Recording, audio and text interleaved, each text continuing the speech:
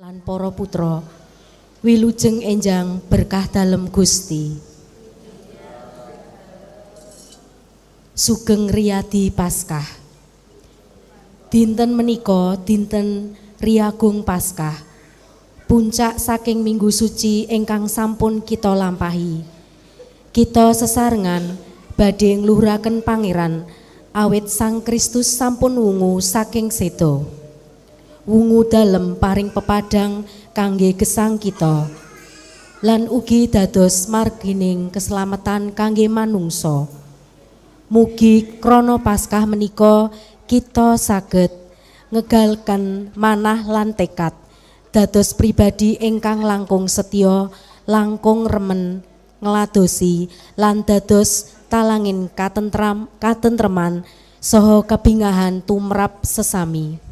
Kita sedaya dados pasamuan Katolik kang nedya mujudaken masyarakat kang penuh ing kabingahan lan karaharjan. Sumangga kita nyawisaken manah mlebet ing pahargyan agung menika. Kita kidungaken kidung pambuka.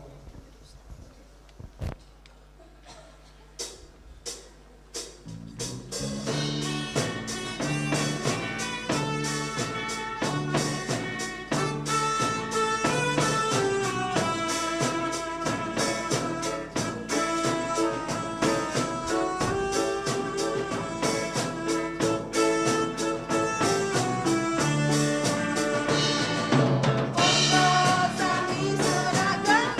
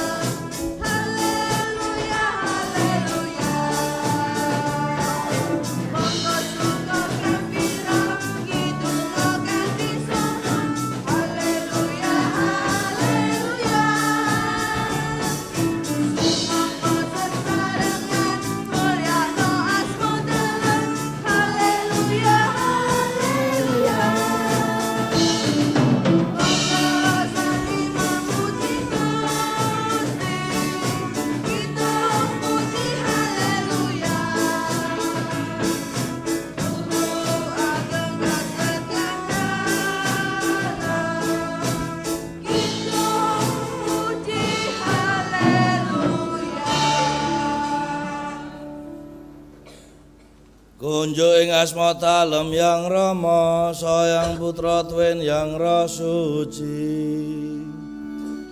Amin.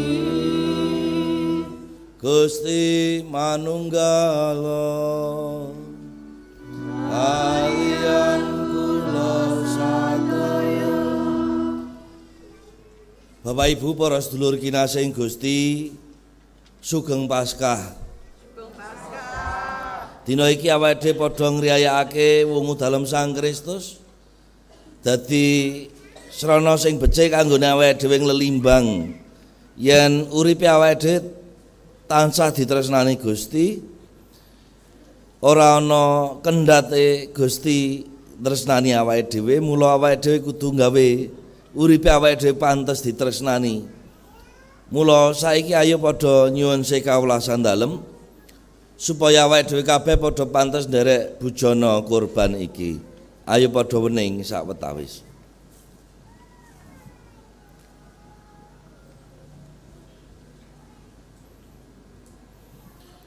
Ayo bebarengan ngaturake kedunung ing ati amrih bisa pantes anggonku padha nderek bujana kurban iki. Kawula ngakeni ing ngarsaning Allah ingkang Maha Kuwasa, den para sedaya bilih kawula sampun lampahi dosa srana gagasan tetembungan tindak tanduk den margi nglirwakaken kewajiban awit saking lepat kawula saking agenging lepat kawula pramila kawula nyuwun ing ngarsaning Ibu Kenya Maria para malaikat dan para suci sarta para sedaya kersa nyuwunaken ing ngarsaning Allah Pangeran kawula. Muga Allah kang Maha Kuwasa kersa paring palimir lan pangapuraning dosa sarta nuntun marang urip langgeng.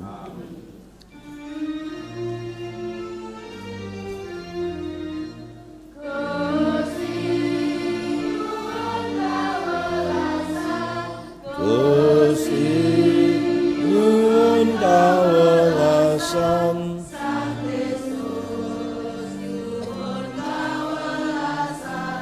Sang Kristus nyuwun kawelasan.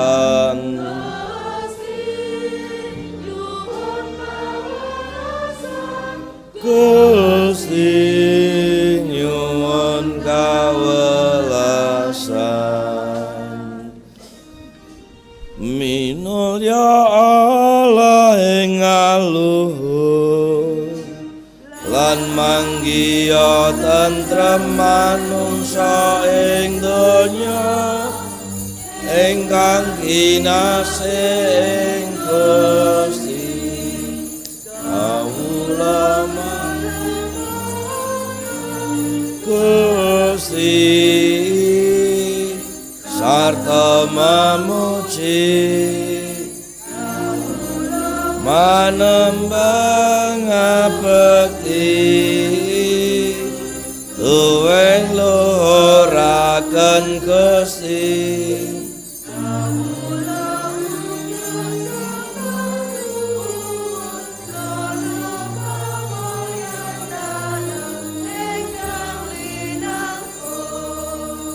Duh Gusti nataning swarga Allah yang Rama ingkang Maha Kuwasa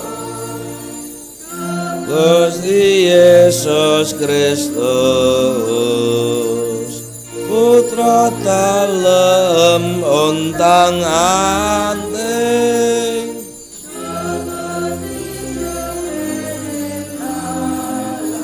Putra dalem yang Rama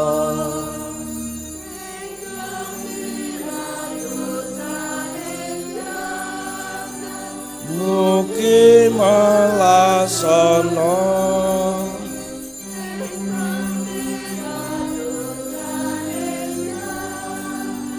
minangkana panyuwun kawula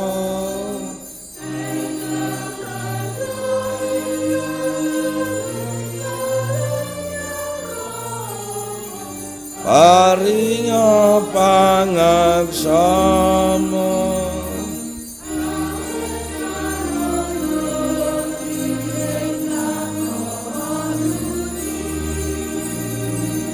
namung Gusti ingkang jumeneng Pangeran.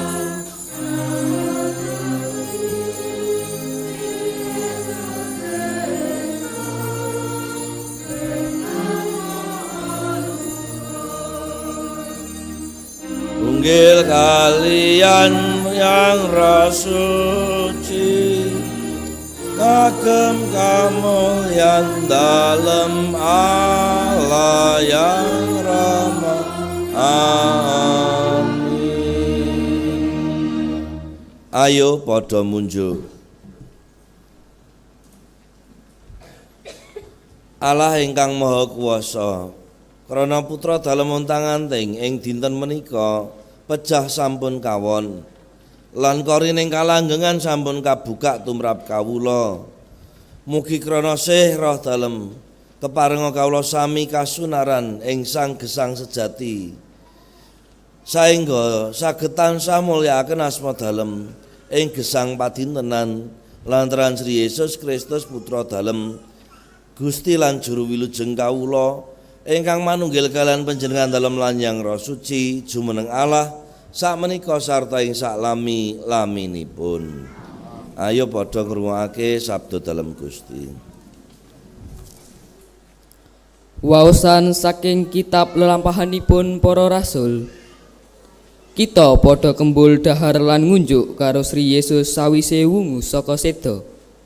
Nalika semono Petrus medhar sabda mengkene, para sadulur mestine wis padha mangerti kabeh lelampahane Sri Yesus saka Nazaret ana ing Yudea. Anggene wiwit saka Galilea sawise Yohanes mulangake baptis. Sri Yesus iku jinebadan dening Allah ngagem Roh Suci lan panguwasa. Rehne jinangkung dening Allah banjur mider-mider nyebar kasainan lan paring kasarasan marang sing padha tiba ing panguwasaning setan. Dene kita sekanca nekseni kabeh sing ditindakake ana ing Yudea lan ing Yerusalem, lan uga anggone disedani disalib ing pamentangan, nanging telung dinane diwungu dening Allah, sarta diparengake ngatingal ora marang wong sebangsa, nanging ngemukake marang saksi sawetara kang wis ditemtokake sadurunge yaiku kita sekanca kang wis kembul dahar lan ngunjuk karo Sri Yesus sawise wungu saka seda. Lan kita didhawuhi warta marang umat yen Sri Yesus iku diangkat jumening jaksaning kabeh wong, ya sing isih urip ya sing wis ngajal dening Allah. Ya Sri Yesus iku kang dingandikake sakeh para nabi, sing sapa ngandel bakal nampa pangapuraning dosa lantaran asmane. Makaten sabda dalem Gusti.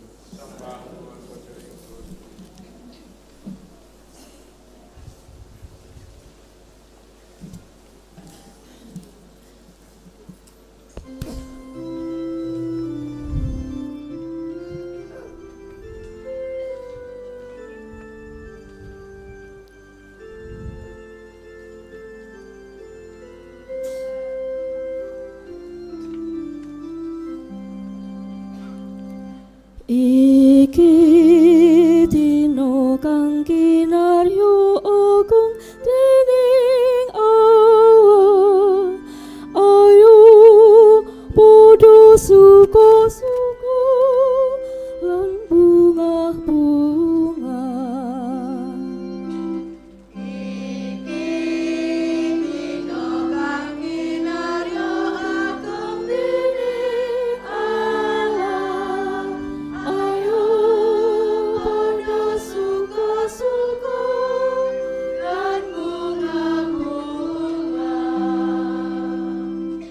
Padha mulya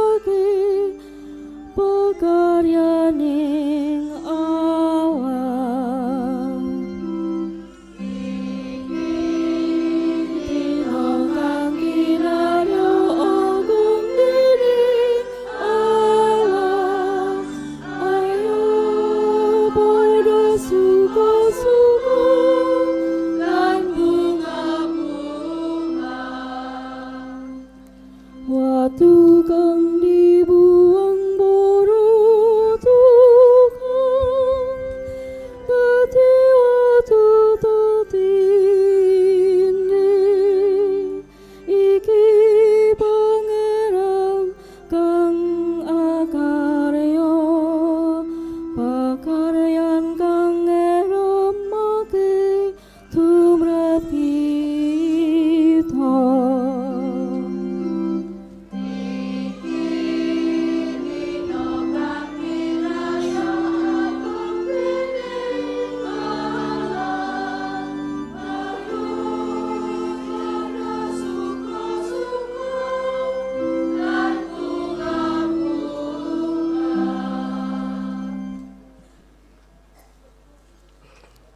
Waosan saking seratipun Rasul Santo Paulus dhateng umat ing Kolose. Para sedulur, kowe wis ditangekake saka pati bareng karo Sang Kristus. Mula golek ana sing ana ing ngaluhur, papane Sang Kristus lenggah ing satengening Allah. Jongkoo sing luhur-luhur kang ana ing swarga. Aja kang asor kang ana ing donya. Sebab kowe wis mati. Dene uripmu saiki dumunung ing Allah bareng karo Sang Kristus. Samangsa Sang Kristus kang jumeneng uripmu ngatingal, kowe uga katut ngaton bareng kanthi kamulyan. Mekaten sabda dalem Gusti.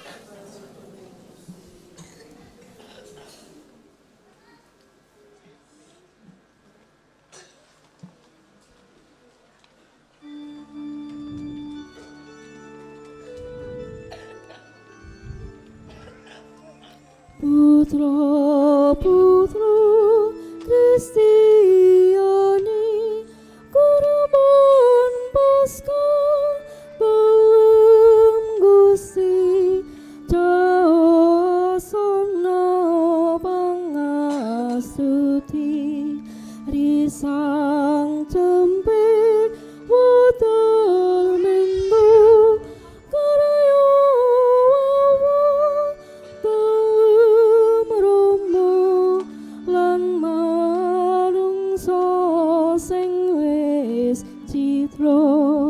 pati urip Ponjogoro Gusti seda dening dosa malah menang lan kuwasa Maria Magdalena ana barang pasarean sing wis mengo Gusti wungu saka setu malaikat paring mriksa Gusti tindak Galilea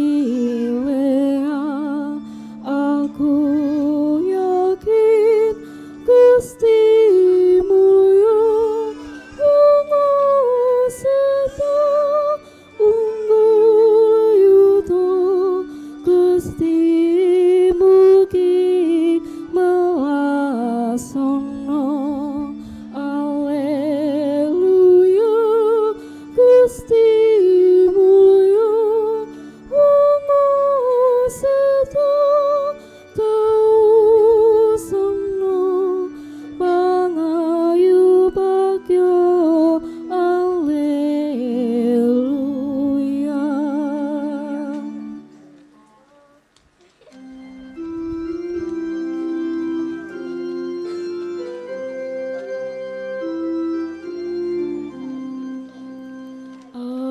Alleluya,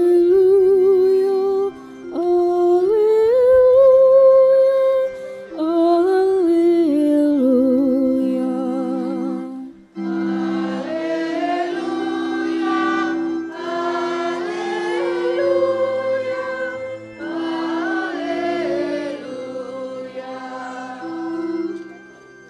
Sang Kristus sembebaskan kita wis dikurbanake mula ayo padha padha gembala bojana konjo ing pangeran.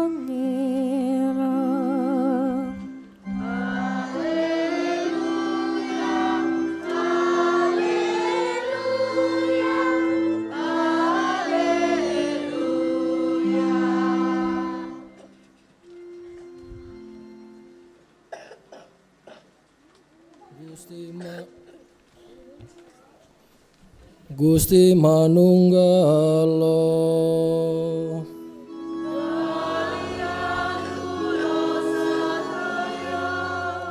Padian Injil suci anggitane Santo Yohanes.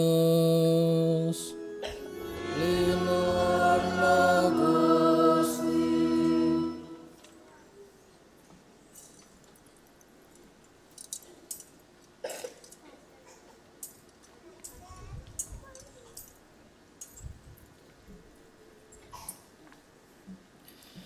Ing dina wiwitaning minggu esuk umun-umun isih peteng, Maria Magdalena tekan ing pasarean weruh watu tutup ing pasarean wis gumlimpang. Mula banjur enggal-enggal mulih ngabari Simon Petrus lan murid liyane sing kinasih ing Gusti Yesus. Gusti dipun pendhet tiyang, kula mboten mangertos sakmenika wonten ing pundi. Simon Petrus lan murid sijine mau age-age budal menyang pasarean. Lakune maune bareng. Nanging sarehne murid sijine mau luwih rikat tekane ing pasarean disiki. Bareng ngungak weruh lawon wis tumata banjur ora sida mlebu. Dene Simon Petrus tekane keri nanging terus mlebu lan weruh lawon wis tumata lan usap riwe tutup mustaka wis lempitan ana ing papan liya. Murid sijine sing tekane ndisiki banjur melu mlebu lan percaya. Nalika semono durung ngerti surasaning kitab yen Gusti kudu wungu saka sedo. Mekaten sabda dalem Gusti. Winuji Sang Kristus.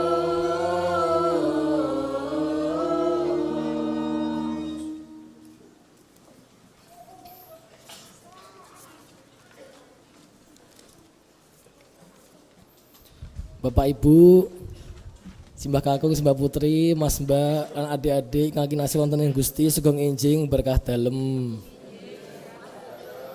Sugeng Paskah. Wonten ing dinten menika ing riyaya Paskah kita sedaya ngraosaken kabingahan ingkang ageng. Awit Gusti Yesus sampun wungu saking sedo. Ungunipun Gusti menika dados pawartos kabingahan bilih sedo ingkang dipun alami kalian Gusti Yesus dados pungkasaning gesang. Mboten dados pungkasaning gesang ananging dados wiwitaning gesang enggal. Dados ungunipun Gusti Yesus menika mboten dados pungkasaning gesang ananging dados wiwitaning gesang hidup baru. Para sedherek sedaya kula lan panjenengan minangka para pandherek Gusti nggadahi kapitadosan bilih kita sedaya sampun kaparingan sih katresnan dalem kanthi wungu sesaringan kalian Sang Kristus. Menawi Gusti Yesus wungu sasampunipun 3 dinten, kita ugi diparingi berkah wungu dalem sasampunipun nglampahi laku tobat lan tirakat sekawan dosa dinten ing mangsa prapaskah. Mangsa prapaskah ingkang sampun kita sedaya lampahi menika dados wekdal kangge resik manah saengga saged langkung nyelak kalian Gusti piyambak. Para sedherek sedaya wonten ing waosan kaping kalih lumantar seratipun dhateng umat ing Kolose, Rasul Paulus ngendika mekaten. Kowe wis ditangekake saka pati bareng karo Sang Kristus. Mula golekno sing ana ing aluhur, papane Sang Kristus lenggah ing satengening Allah. Pangandikanipun Rasul Paulus menika ngemutaken supados kita sedaya ingkang sampun dipun paringi berkah wungu dalem kedah ngarahaken gesang kita tumuju perkawis-perkawis ingkang luhur supados saged lan pantes anggenipun nglampahi gesang sesarengan kalian Gusti Yesus piyambak ingkang sampun wungu saking sedo. Mila ing dinten Paskah menika salah satunggaling pratandha bilih kita saestu sampun wungu sesarengan kalian Kristus inggih menika owahing cara gesang kita dados gesang enggal wau cara hidup yang baru. Menawi rumiyin kita asring langkung ngajengaken karep lan kepentingan pribadi sakmenika ing dinten Paskah menika kita kedah sinau kangge langkung mirengaken lan nindakaken penapa ingkang dipun kersakaken Gusti wonten ing gesang kita piyambak-piyambak. Tuladanipun tondo tiyang ingkang gesangipun dipun paringi berkah wungu dalem menika ingkang sepisan bakal langkung remen paring tresno dhateng sesami. Dados tiyang ingkang sampun dipun paringi wungu dalem kalian Gusti menika remen paring tresno dhateng sesami. Kaping kalih langkung sabar anggenipun nglampahi gesang. Dados pribadi ingkang sabar. Lajeng langkung kersa paring pangapura, pangapunten wonten sesami. Langkung kersa paring pangapura lan langkung setya nindakaken kabecikan wonten ing gesang. Dados gesangipun kathah kabecikan, boten tumindak ala. Ananging menawi wonten ing gesang kita tesih asreh sambat, grundel anggenipun ngladosi sesami, boten peduli kalian bot repoting sesami. Mila kita sedaya dereng estu ungu sesarengan kalian Gusti Yesus. Pramila sumangga ing dinten menika kita nyuwun ing ngarsanipun Gusti. Mugi riyaya Paskah menika saestu ndadosaken manah kita kathah kebungahan lan pangajeng-ajeng. Awit Gusti Yesus sampun ungu, kita ugi dipun paringi gesang enggal. Mugi-mugi Gusti tansah paring berkah lan kekiyatan dhateng kita sedaya. Anggenipun nglampahi gesang minangka pandherek dalem ingkang sampun dipun paringi pepadang wungunipun Sang Kristus saengga gesang kita saged dados pratandha kabungahan lan pangajeng-ajeng ugi tumrap tiyang sanes. Bapak Ibu lan para kadang kinasih, sumangga sakmenika kita sami wening sawetawis kita nglelimbang sabda dalem Gusti.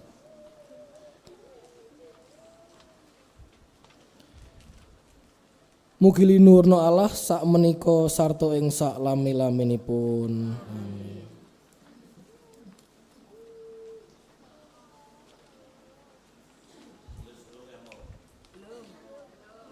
Cah komuni pertama wis do nulis urung?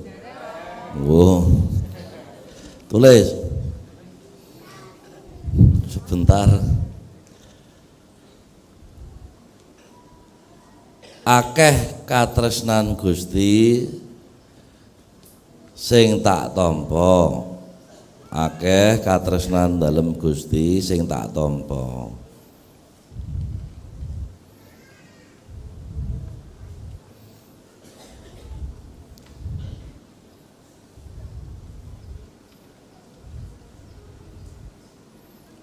Mula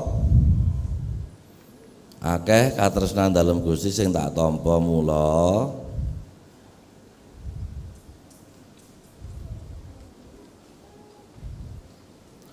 uripku kudu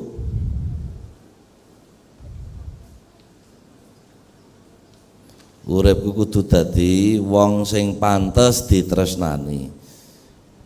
Uripku kudu dadi wong pantes ditresnani. Kudu pantes nek kowe wis ditresnani Gusti, kowe kudu nggawe awakmu dhewe pantes ditresnani. Katresnan dalem Gusti iki ketok ning ngono apa mau jarene frater, ketok ning ngono werna-werna. Uripe awake dhewe diparingi wong tuwa sing sehat lan sapiturute. Mula tulis. Mula kudu sregep sinau. Kuwi wong pantes ditresnani Gusti iki kudu sregep sinau.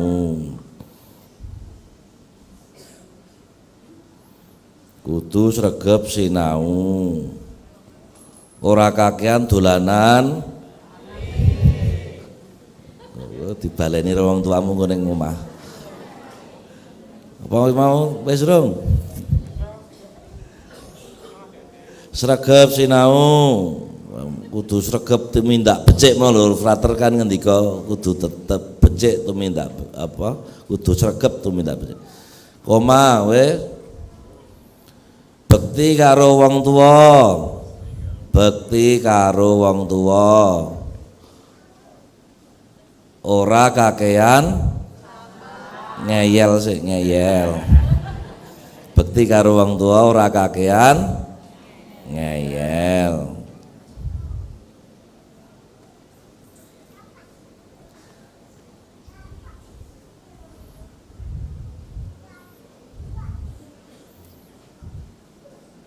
Wes sregep tetulung, sregep tetulung. Nah, iki kae mau ora kakean sambat. Sregep tetulung ora kakean sambat. Wis kuwi engko diwaca meneh tekan omah ya. Sregep tetulung ora kakean sambat.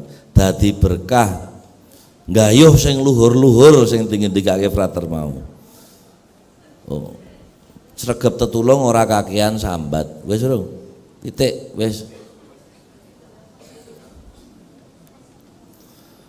Ya, nek diparingi katresnan dalem Gusti uripe kebak sambat. Ditresnani Gusti uripe ngeyelan. Karo apa mau? Kakian dolanan HP. Iki pesene ora menggo cah cilik-cilik ya, soalnya kula ya ngerti wong tua ya sok kakian dolanan. Wah, kae to. Bocah-bocah saiki engko kandhanono wong tuamu ya. Wis ben bar Paskah do perang ning omah. Nah. Perang kabecikan. Ngelingke kanggo kabecikan, gayuh sing luhur, gayuh sing mulya merga awake dhewe uripe kudu urip sing anyar. Urip kebak berkah. Ayo saiki padha jumeneng, padha nganyarake iman kapitayane awake dhewe kabeh srana sembayangan kawula pitados. Kawula pitados ing Allah Rama Sang Maha Kuwasa ingkang nitahaken bumi langit saengkang Gusti Yesus Kristus putra dalem tanganting pangeran kawula ingkang kagarba dening kuasane Nyara Suci miyos saking ibukunya Maria ingkang nandhang sangsara nalika jamanipun Pontius Pilatus saha kapendhang seda sarta kasarekaken tedhak dhateng papan pangentosan tigang dinten wungu saking seda mekra dhateng swarga pinaraing sateng dalam Allah kang Maha Kuwasa saking riku badhe rawuh ngadili para tiyang gesang utahe pejah kawula pitados ing Hyang Roh Suci pasamuan Katolik ingkang suci lan panunggiling para suci pangapuraning dosa tangining badan saha gesang langgeng risang Kristus sumbering urip wis diwungu dening Allah ya Sri Yesus iku ingkang bakal nangekake kita mawa daya kegiatan dalem ayo mula padha munjuk.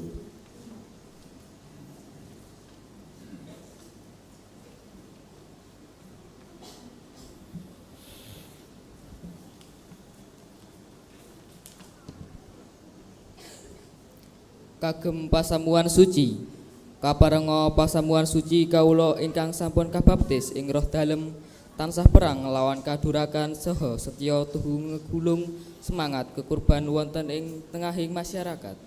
Kawula nyuwun Gusti Sang Kristus atreng kawula nyuwun wilujeng kagem penutuning bangsa. Mugi karsa paring pepadang dhateng para panuntuning bangsa-bangsa amrih samya ngupadi karukunan ing antawisipun para bangsa prana tata tentrem umat menungsa. Kawula nyuwun Risang Kristus sumbering gesang atreng kawula nyuwun wilujeng. Kang kagem ingkang nandhang sakit, mugi melasana ingkang sami nandhang sakit, sengsara saha ndungkap tilar, amrih samya dipun santosaken lan dipun teguhaken prana wungu dalem saking seda. Kawula nyuwun. Risang Kristus sumbering gesang atreng kawula nyuwun wilujeng. Kangge kawula sedaya, mugi kawula kaagema dados sela gesang kangge mbangun masyarakat adil makmur. Kawula nyuwun. Risang Kristus sumbering gesang atreng kawula nyuwun wilujeng.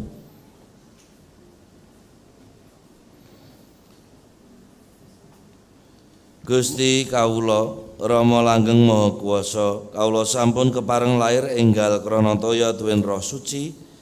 Mugi kersa nuntun kawula ngrasa ing Paskahan Agung langgeng lantaran Sang Kristus Gusti kawula. Ayo padha cecawis pisungsung kita.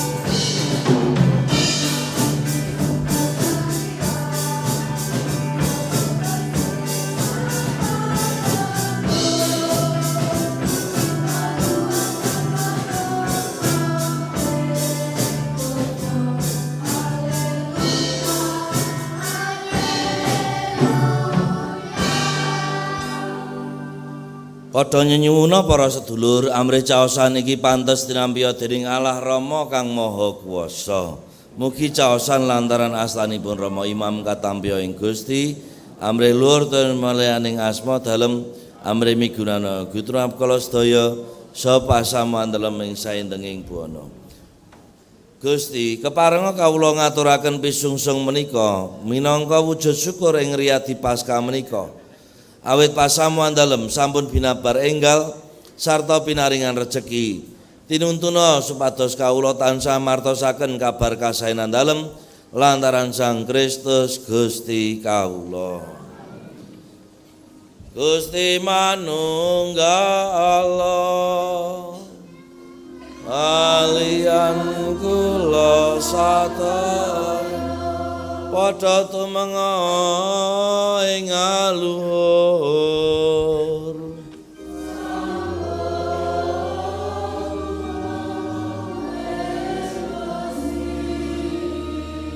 Ayo padha munjuk sembah nuwun kunjuk ing Allah.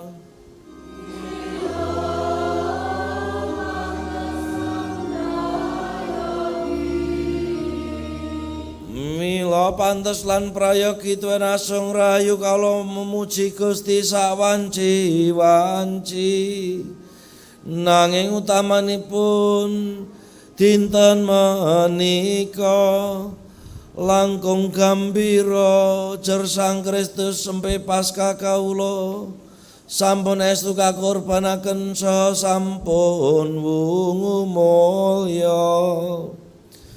Awit Sang Kristus menika ingkang nebus pejah kawula srana seda dalem lan mulihaken gesang kawula srana wungu dalem sarta njalari kawula kaangkat dados putra-putraning pepadang kepareng mlebet ing kratoning kasuwargan lan nampi gesang langgeng penuh kamulyan.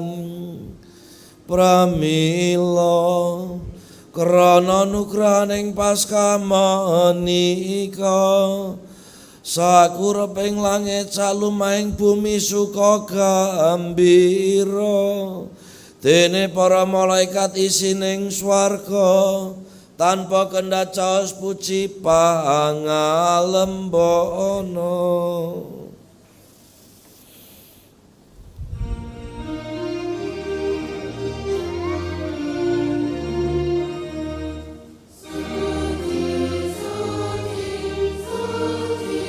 Gusti Allah ingkang sawegun swarga lan donya mulyan dalem Gusti minurna salami inuci atas asmaning Pangeran linuhurna ing salamilan.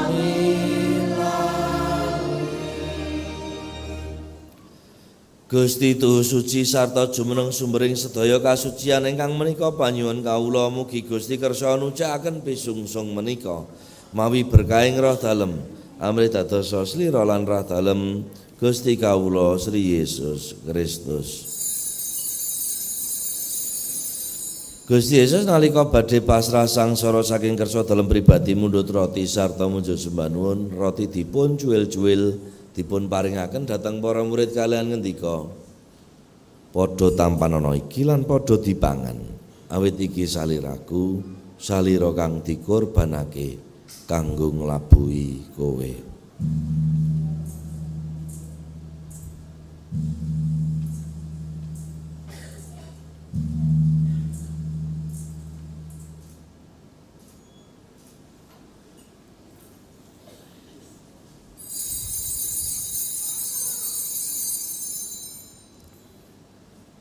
Mekaten ugi bakda bujana Gusti Yesus mundhut tuwung sarta munjuk sembah nuwun malih. Tuwung dipun paringaken dhateng para murid kalian ngendika, padha tampanana iki lan padha diombe awit tuwung iki sirahku. Raing prajanjian anyar sarta langgeng, rah kang dituntasake kanggo nglabuhi kowe lan wong kabeh minangka pangapuraning dosa.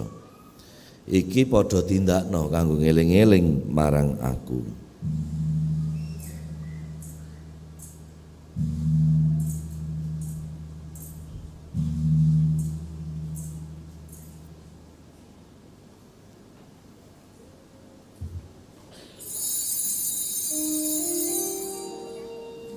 Endah agung kekeraning pangandeng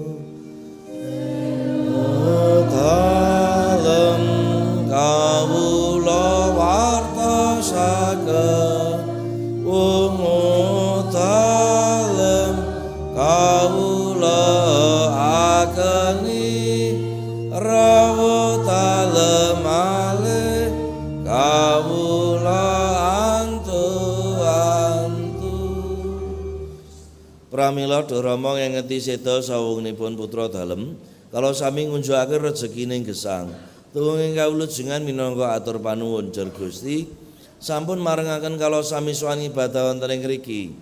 Kejawi menika kalau sami nyuwun mugi kawula ingkang sami nderek manunggil ing salira tinrah dalem Sang Kristus dipun kempalna dados sumadalem dening Irang Roh Suci. Duh Gusti kawula aturi berkahi pasamuan dalem ingkang sumebaring sak lumahing bumi. Keparenga kawula sami mindak-mindak tresna manunggil kaliyan Santo Bapa Leo kaping 11, Rama Uskup kawula Robertus Rubiatmoko sarta para rohaniwan sedaya. Mugi kersa melasi sanak sederek kawula ingkang sampun sami tinimbalan kanthi pengajeng-ajeng badhe gesang malih. Sasedaya kemawon ingkang sampun sami kapundhut kanthi sih kawulasan dalem. Mugi katampiang sunaring pepadang dalem. Keparenga sami ngasuh kanthi tentrem wonten ing pangayunan dalem.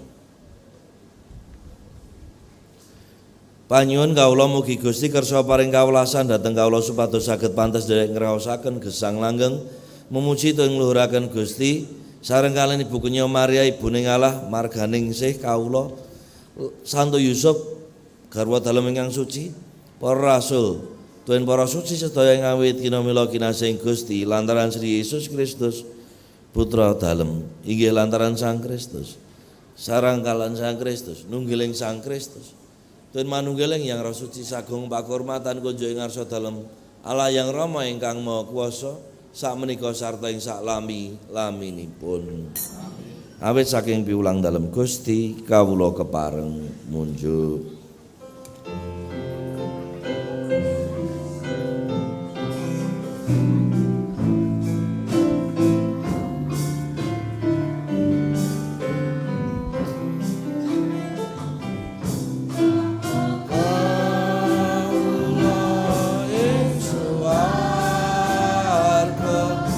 Asmotan kau Raton dalem kau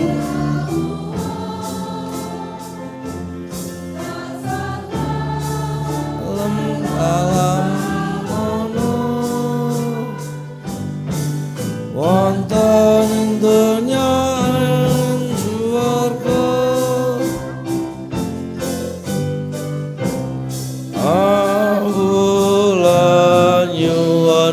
rezeki sak menika kadang lepat nyuwun pangapunten dalem niki kawula ugi pangapunten dhateng sesami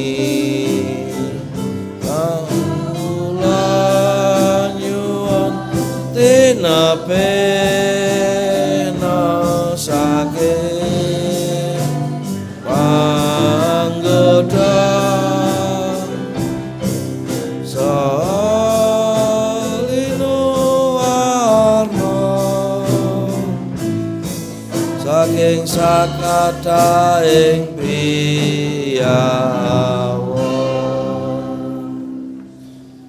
kaluwarna kawula Duh Gusti saking sakataing piyawon dene manah nyuwun tentrem ing wekdal sak mangke supados kanthi pitulungan dalem kala resik saking dosa tebih saking godha rencana tansah ngantu kamulyan tuwin rawuh dalem Sang Pamarta Sri Yesus Kristus awit Gusti ingkang lestantun mengkuku prabon panguwaos tuwin kamulyan ing sak lami-lami Gusti panjenengan dalem ngendika dhateng para rasul kowe padha dak tinggali tentrem lan katentremanku tak paringake kowe.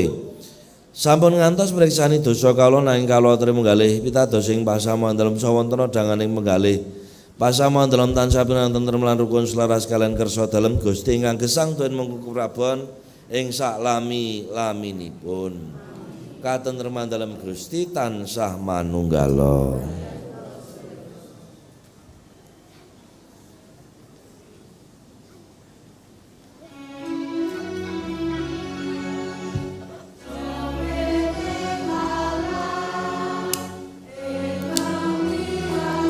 Saning jagat nyuwun kawelasan.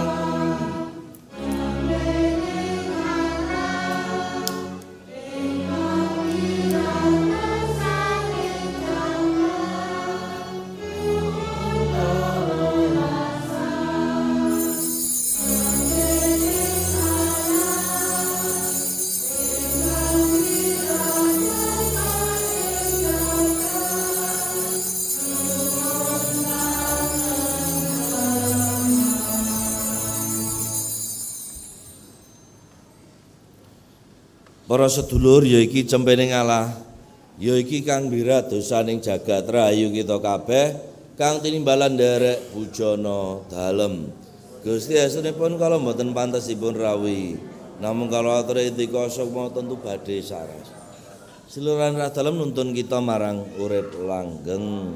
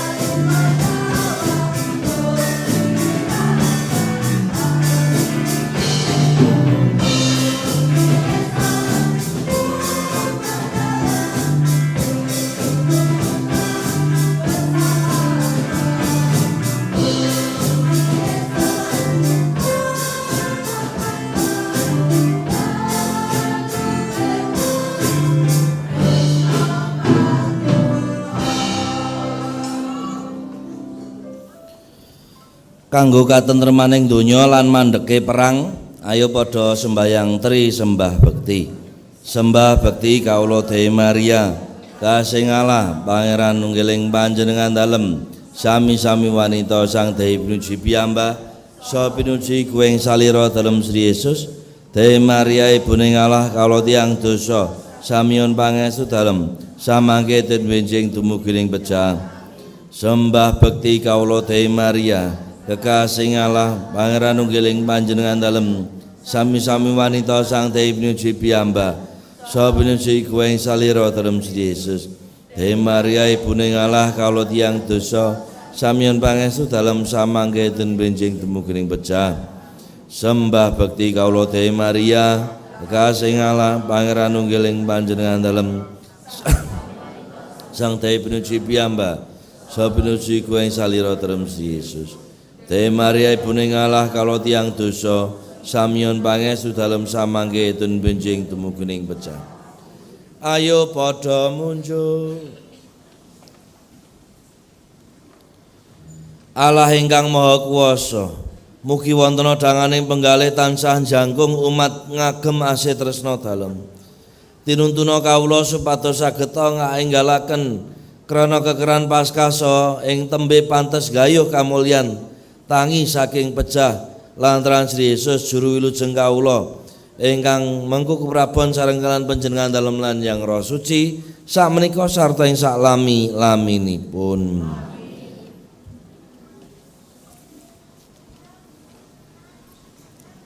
Monggo kita sesarengan sembayangan nyuwun timbalan. Allah Rama ingkang Maha Sae, panjenengan sampun prajanji badhe maringaken para panjenengan kangge para pantaning nenda dalem ingkang nyujakaken mucal ngadosi lan ngirit kawula tumuju dhateng karahyan ingkang sejatos. Kawula nyuwun katimbalan kautusa para putra ingkang sae anggadhahi manah andhap asor wicaksana lan penuhing katresnan ing paroki kawula. Kangge nderek mangrasul demi pasamuan dalem ingkang gesang sarta dados tandha rawuh dalem ingkang nyata Gusti. Katimbalana para putra ing paroki kawula dados imam, buder, suster ingkang dadosaken ayaming jiwa lan setya. Salastantuna pakaryan dalem ing salebeting karya mangrasulipun lantaran Sang Kristus Gusti kawula.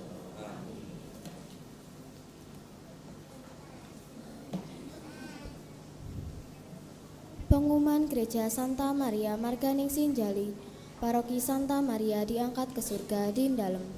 Minggu Paskah, sekawan April 2026. Setunggal, agenda liturgi lan pelayanan minggu punika. Setu, 11 April wanci jam gangsal sonten. Misuci Minggu Paskah ingkang kaping kalih mawi basa Jawa. Kur, Ibu-ibu Santa Ana. Tata laksana lan kolekte, lingkungan Immaculata, parkir saha pimpin Rosario, lingkungan Yohanes, lektor Sugeng Suryadi saking Immaculata lan Meme saking Andreas, Mazmur Griselda saking Yakobus, kerja bakti lan rias altar, tim liturgi lan pengurus Marganingsih, kalih lain-lain. Setelah misa Paskah ini akan ada pesta Paskah anak-anak dengan menghias telur. Untuk itu, anak-anak yang hadir dalam misa ini diharapkan mengikutinya. Senin, 6 April pukul 6, rapat DPPH. Pengurus Kapel Marganingsih menyampaikan ucapan selamat Paskah dan terima kasih kepada para romo, para petugas liturgi, panitia Paskah, para ketua lingkungan dan secara khusus kepada seluruh umat atas kehadiran, keterlibatan dan kerjasama sehingga perayaan Pekan Suci dapat terlaksana dengan baik dan lancar. 3. Pariwara ijab. Badhe nampi saha nampikaken sakramen ijab.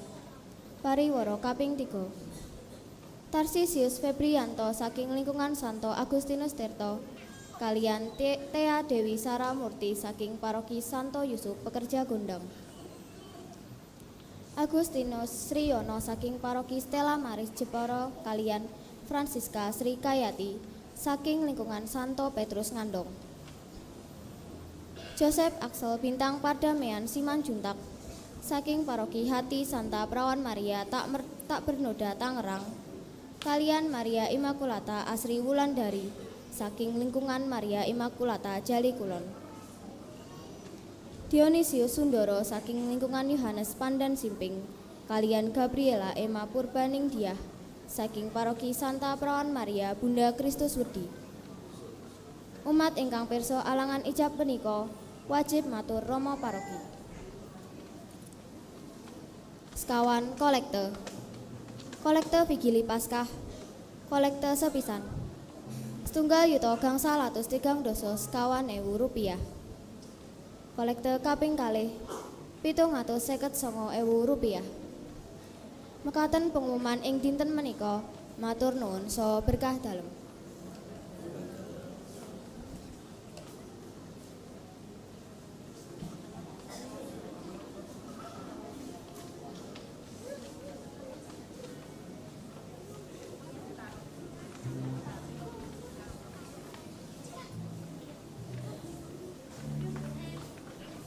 Anak-anak maju kabeh, sing ning mburi kae ayo. Maju. Maju kabeh. Ayo.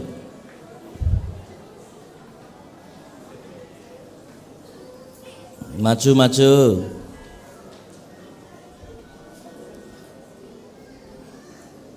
Ayo bocah-bocah maju kabeh.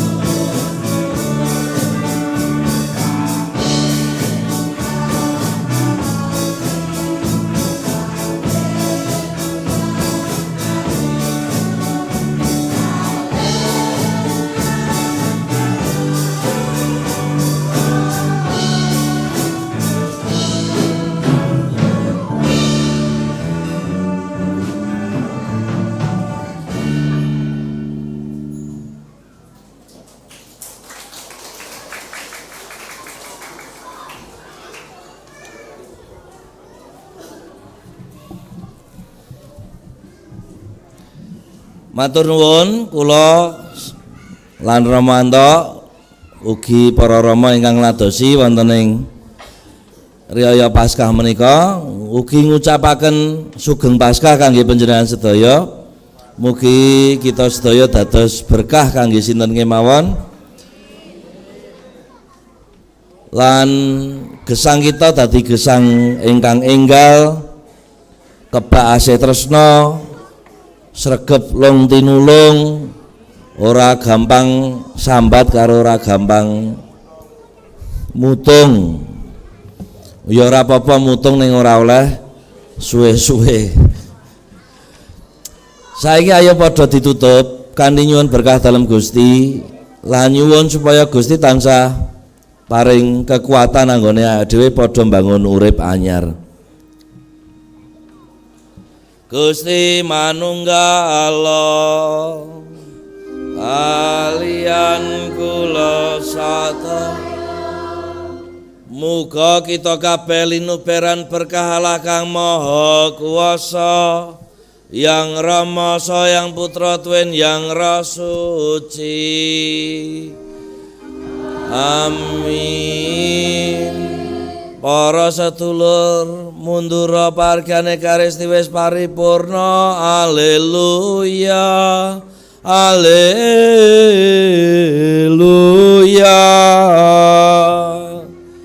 Sembah nuwun konjo ing Gusti. Haleluya. Haleluya.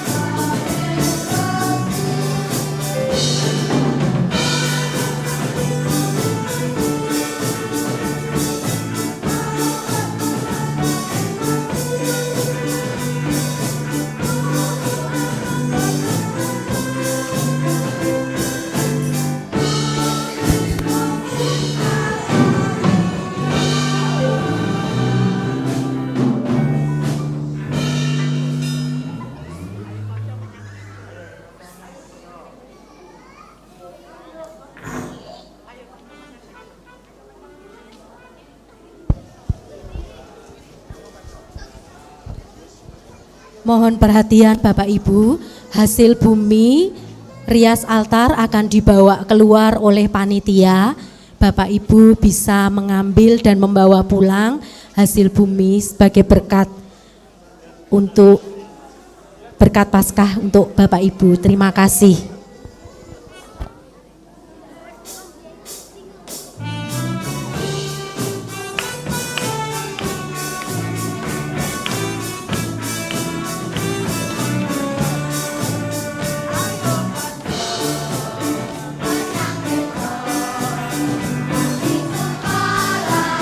Mohon mengambil di luar gereja, nggih. Mohon mengambil hasil bumi di luar gereja. Karena ada sakramen, panitia akan membawa keluar. Bapak Ibu bisa mengambil di luar gereja. Sekali lagi Bapak Ibu bisa mengambil hasil bumi di luar gereja. Panitia akan membawa keluar. Silakan mengambil dengan tertib. Terima kasih.